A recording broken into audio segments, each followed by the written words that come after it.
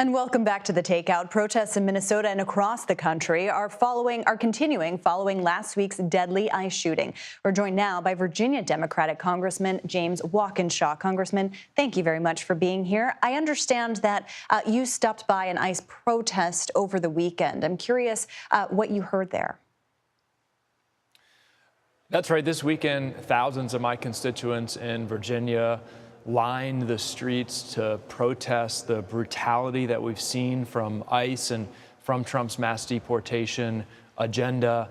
They want to see an end to the chaos, the recklessness, the violence that this mass deportation agenda is bringing to communities around the country. And there have been some Democrats who say that they want to withhold funding for the Department of Homeland Security over this. I'm curious where you stand. As you well know, government funding runs out at the end of this month. Would you support withholding funding from the agency? I'm fighting for language in that funding bill that will rein in not just ICE, but CBP and other federal law enforcement agencies involved in immigration enforcement.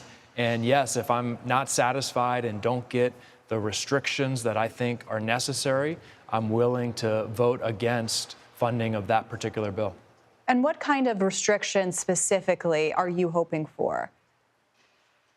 Well, we need to see first an end to the masking. We need to see an end to the unconstitutional detention and arrest of American citizens. We need to see much better training and guidance for ICE agents and CBP agents. If you watch some of these videos, including the video of the shooting of Renee Good, it's clear that a lot of these guys don't know what the hell they're doing out there because they've only received 6 weeks of training in some cases. So there's a lot that we need to do. I'm hopeful we can make some progress in the funding bill that's coming up.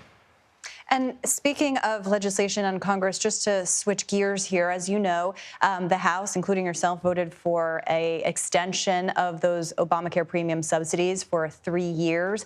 That appears to be going nowhere in the House. But I'm curious, any conversations you've been having with fellow lawmakers about the path forward to address rising health care costs? Where do things go from here?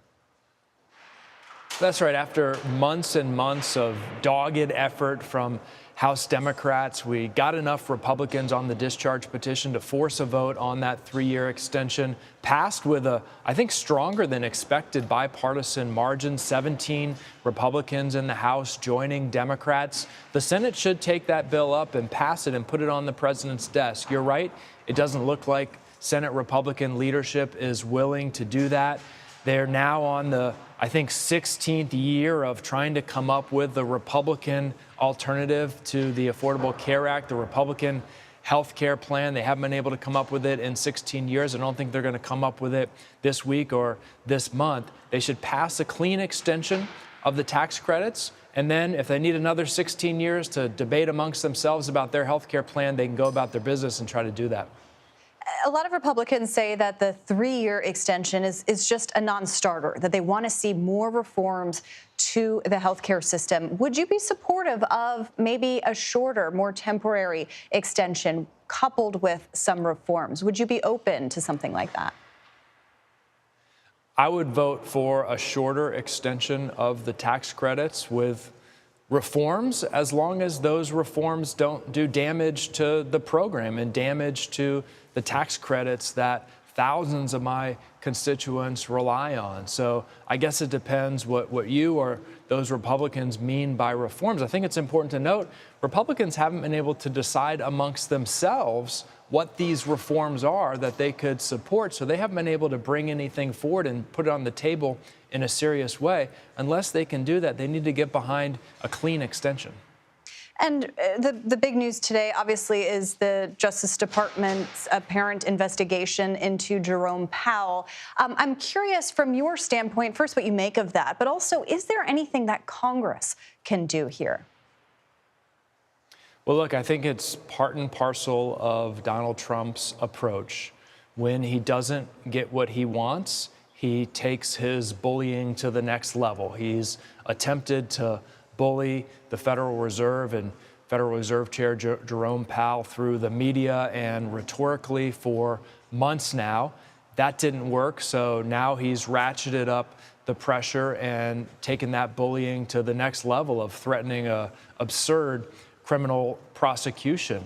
I was pleasantly surprised this morning by the bipartisan pushback. Some prominent Republicans here in Congress, in both the House and the Senate, calling out this action, saying that it's wrong. I think there's bipartisan support for the independence of the Fed here. I know in the Senate, there's an effort to hold up additional nominees to the Federal Reserve that President Trump wants and needs. I think we have to keep up that pressure.